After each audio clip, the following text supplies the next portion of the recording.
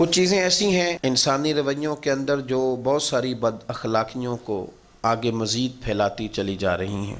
اس کے اندر ایک بات جس پر میرے نبی پاک صلی اللہ علیہ وسلم کی سیرت مقدسہ ہماری بڑی ہی خوبصورت اور بڑی ہی زبردست اور بڑی ہی رہنما قسم کی رہنمائی کرتی، وہ اخلاقی قدر یہ ہے کہ بہت سارے لوگ اب غیر سنجیدہ ہوتے جا رہے ہیں، یعنی ہر وقت ہی مذاق کرنا اور ہر پہلو پر مذاق کرنا اور ہر موقع پر ہر شخص کے ساتھ وہ رویہ رکھنا کہ جس سے انسان کو محسوس ہو کہ یہ آدمی کچھ زیادہ بننے کی کوشش کر رہا ہے۔ کچھ چیزیں اردو کے اندر روزمرہ ہیں، اکثر استعمال ہوتی ہیں، لیکن اب ان لفظوں میں تلخی زیادہ ہے، میں استعمال نہیں کرتا، لیکن بہرحال اردو دان اس کو استعمال کرتے رہے۔ اس میں ایک لفظ ہے جس کو کہتے ہیں چھچورا پن، یعنی کچھ لوگ بلا وجہ چھچورا پن دکھانے کی کوشش کرتے ہیں، میری فلانے سے دوستی ہے، میرا فلانے سے قرب ہے، اور بے تکلف ہونے کی ناجائز کوشش کرتے ہیں۔ آپ کا یہ رویہ ہونا چاہیے لیکن بعض مخصوص لوگوں کے ساتھ۔ اگر آپ ہر جگہ یہ کام کریں گے تو آپ کمزور پڑ جائیں گے، آپ کی شخصیت کے اندر وہ نقص واقع ہو جائے گا کہ لوگ سمجھیں گے کہ یہ کوئی سنجیدہ آدمی نہیں، وزادار بندہ نہیں۔ ایک بہت زیادہ باتیں سنانے کا اگر آپ کا مزاج بن جائے، اور ایک بہت زیادہ مذاق کرنے کا، اور پھر ہر ایک سے کرنے کا، اور پھر ہر موقع پر کرنے کا، یہ چیز آپ کو کمزور کر دیتی ہے۔ میرے رسول کریم علیہ الصلوۃ والسلام کی خوبصورت زندگی کا مطالعہ کریں، اور حضور کے اخلاق عالیہ کے اندر جو اس حوالے سے چاشنی ہے، چاشنی اور جو مزہ ہے وہ بڑا ہی قابل توجہ ہے۔ حضرت جابر بن سمرہ رضی اللہ تعالیٰ عنہ فرماتے ہیں کہ حضور کے مدینہ منورہ آنے سے لے کر تا دم وصال ظاہری میں نے 10 سال حضور کو دیکھا، جب بھی دیکھا مسکراتے ہی دیکھا۔ ایک پہلو یہ ہے، حضور سید عالم علیہ السلام کو جب بھی دیکھا مسکراتے دیکھا۔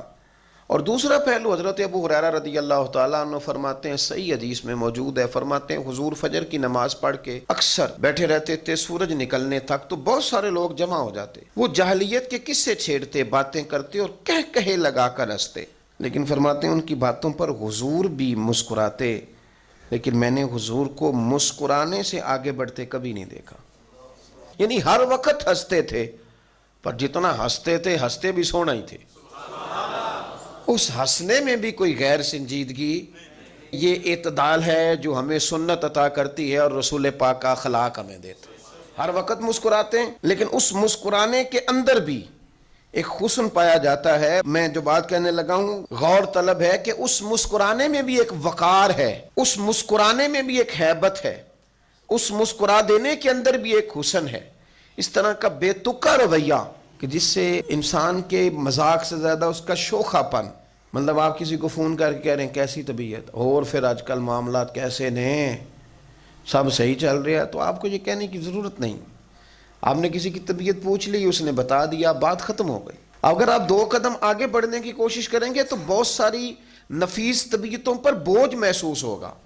وہ لوگ ہو سکتا ہے آپ کا فون سننا چھوڑ دیں، ہو سکتا ہے انہیں محسوس ہو۔ اور پھر ایک اور بات بھی ہے، آپ اگر اس وقت شغل میں ہیں تو سامنے والا پتہ نہیں درد میں ہو، تو آپ کیوں کسی کو مجبور کرتے ہیں کہ وہ آپ کی طبیعت کے مطابق ڈھلے؟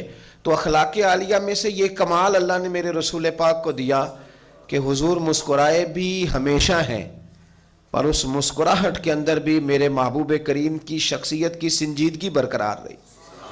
کبھی اس مسکراہٹ کو بھی کسی شخص کو یہ محسوس نہیں ہوا کہ یہ مسکراہٹ ہے لیکن غیر سنجیدہ۔ ترمذی شریف حضرت واصلہ بن اسکے رضی اللہ تعالیٰ عنہ حدیث کے راوی ہیں، یہ حدیث ضرور یاد رکھیے گا۔ میرے نبی پاک صلی اللہ تعالیٰ علیہ وسلم نے فرمایا، اپنے بھائی کو مصیبت میں دیکھ کے خوشی کا اظہار نہ کرو، اسے تکلیف میں دیکھ کر کبھی خوشی کا اظہار نہ کرو، ورنہ حضور فرماتے ہیں اللہ اس پر رحم کر دے گا اور تمہیں اس مصیبت میں مبتلا کر دے گا۔ کبھی بھی دشمن مرے تو کدے خوشی نہ کریے، کیونکہ سجنا بھی تے مر جانا ہے۔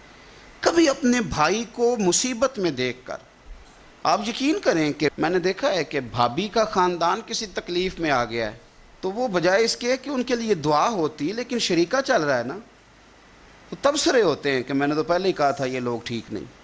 یہ بامروت، با اخلاق اور وفادار لوگوں کا یہ رویہ ہی نہیں ہوتا۔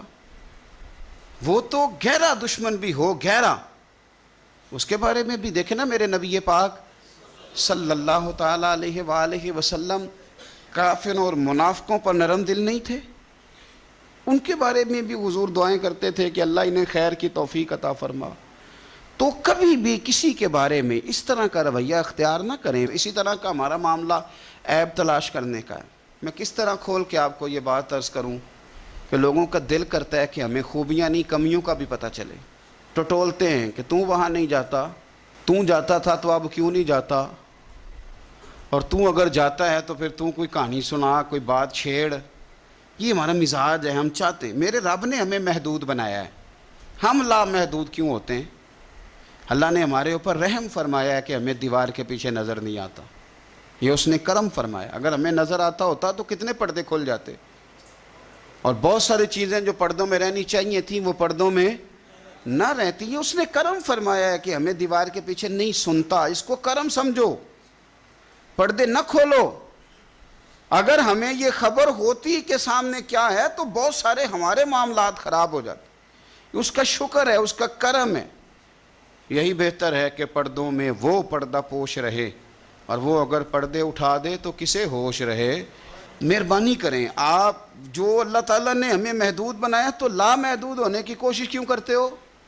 جہاں اس نے رکھا ہے وہیں رہنے کو اپنے لیے بہتر جانو, وہیں, ورنہ حالات خراب ہو جائیں گے. میرے نبی پاک صلی اللہ علیہ وسلم نے فرمایا, مسند احمد میں موجود ہے, حضور فرماتے ہیں لوگوں کی جاسوسی نہ کرنا, ان کے عیب نہ ٹٹولنا. بس حضور نے کہہ دیا تو کہہ دیا, نہیں ٹٹولنے تو سونیا تیرے غلام ہیں. سوال ہی نہیں پیدا ہوتا کہ ہم کبھی یہ کام کریں. حضور نے فرمایا کسی کے عیب نہ ٹٹولنا.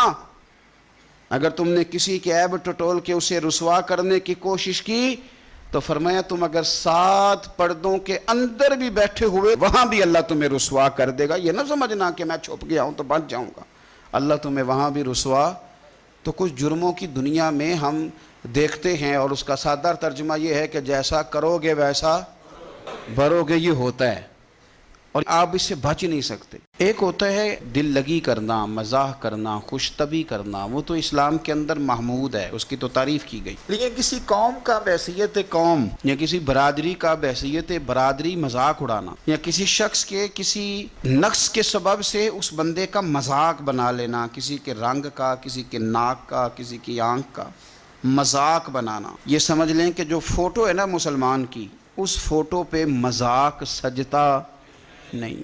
ہم تیزی سے اب اس طرف بڑھتے چلے جا رہے ہیں, مذاق کرتے نہیں بلکہ مذاق اڑاتے ہیں. ایک قومی سطح کا فیشن بن گیا ہے. رات کو ٹی وی پر بیٹھ کر کے 2 لیڈروں کی, علماء کی, تاجروں کی, سیاستدانوں کی, بیوروکریٹس کی نقلیں اتارتے ہیں, اور کمال یہ ہے کہ نقلیں اتارنے والوں کو ایوارڈ دیے جاتے ہیں. ان کو باقاعدہ سرکاری اعزازات سے نوازا جاتا ہے کہ تم قوم کا مذاق صحیح اڑاتے ہو, تمہیں نام صحیح ڈالنے آتے ہیں, تم تانا زنی ٹھیک کرتے ہو, لہذا تم ایوارڈ کے قابل ہو. اس سے قوموں کے اخلاق بگڑتے ہیں, اس سے آہستہ آہستہ ایک دوسرے کی عزت دلوں میں ختم ہوتی. بہت زیادہ مذاق کرنے والے آدمی کا دل مردہ ہو جاتا ہے. بہت زیادہ مذاق کرنے والے لوگ جو ہوتے ہیں وہ اپنا وقار ضائع کر بیٹھتے ہیں, لوگوں کی نظر میں ان کی عزت نہیں رہتی. سنجیدہ آدمی کی عزت ہوتی. بہت زیادہ لوگوں کا مذاق کرنے والا آدمی خود اپنی نگاہوں میں پریشان ہو جاتا ہے. اور کچھ لوگوں کو بڑی بیماری ہے فری ہونے کی, یہ درست نہیں ہوتا. جب کسی کے ساتھ فری ہو گئے تو سمجھیں تعلق ٹوٹنے کے قریب آ گیا. بہت بڑی بات کر دی اگر آپ کی سمجھ میں آ جائے تو. تعلقات حد سے گزر جائیں تو غم ملتے ہیں, اس لیے ہم ہر شخص سے کم ملتے ہیں.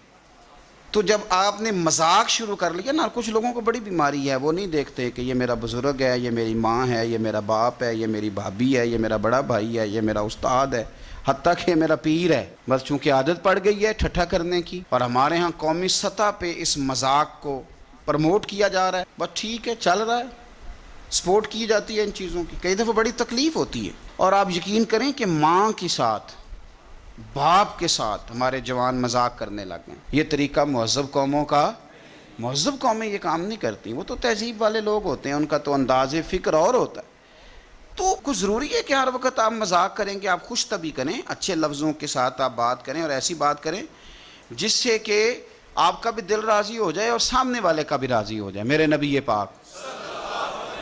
پاک صلی اللہ علیہ وسلم کی بارگاہ میں ایک شخص نے کہا حضور میں نے سفر پہ جانا ہے تو مجھے ایک اونٹ چاہیے, واپس آ کے لوٹا دوں گا. لوگ لے نہیں جاتے ذرا اپنی موٹر سائیکل دینا. اس نے کہا حضور ایک اونٹ چاہیے. تو حضور مسکرائے, فرمائے اس کو نا اونٹ کا بچہ دے دو. اسے اونٹنی کا بچہ دے دو واپس آ کے واپس کر دے گا. تو وہ صحابی کہنے لگے حضور میں نے بڑی دور جانا ہے, اونٹنی کا بچہ میں کیا کروں گا؟ فرمایا نہیں بھائی اسے اونٹنی کا بچہ دے دو. وہ کہا حضور بڑی دور جانا ہے, اونٹنی کا بچہ. جب وہ تھوڑا سے پریشان ہوئے تو حضور مسکرائے. وہ فرمایا یار تو میری بات کو سمجھ, کوئی اونٹ ایسا ہے جو کسی اونٹنی کا بچہ نہ ہو؟ ہاں اونٹ ہی کسی اونٹنی کا بچہ ہوتا ہے تو تجھے پورا بڑا اونٹ دیں گے, پر ہوگا تو وہ اونٹنی کا بچہ ہی نا. تو یہ خوش طبعی ہے. آپ دیکھیے اس میں کسی بندے کا کوئی مذاق نہیں اڑا, کسی شخص کو کسی وجہ سے تکلیف نہیں ہوئی. یعنی ایک جرنل بات. ایک بوڑھی عورت آئی, اس نے کہا یا رسول اللہ صلی اللہ علیہ وسلم میرے لیے دعا کر دیں اللہ مجھے جنت دے. تو حضور مسکرا کے فرمانے لگے بوڑھیاں تو جنت میں جائیں گی نہیں. وہ رونے لگ گئی, پریشان ہو گئی. حضور بوڑھیاں نہیں جائیں گی؟ تو حضور فرمانے لگے تو بلا وجہ پریشان ہو گئی ہے, ساری بوڑھیوں کو اللہ جوان کر کے جنت میں داخل کرے گا. یہ ایک سمجھ لیں کہ جرنل بات ہے جس کے اندر کسی شخص کو نام لے کر ٹارگٹ کر کے اس کا مذاق نہیں اڑایا گیا.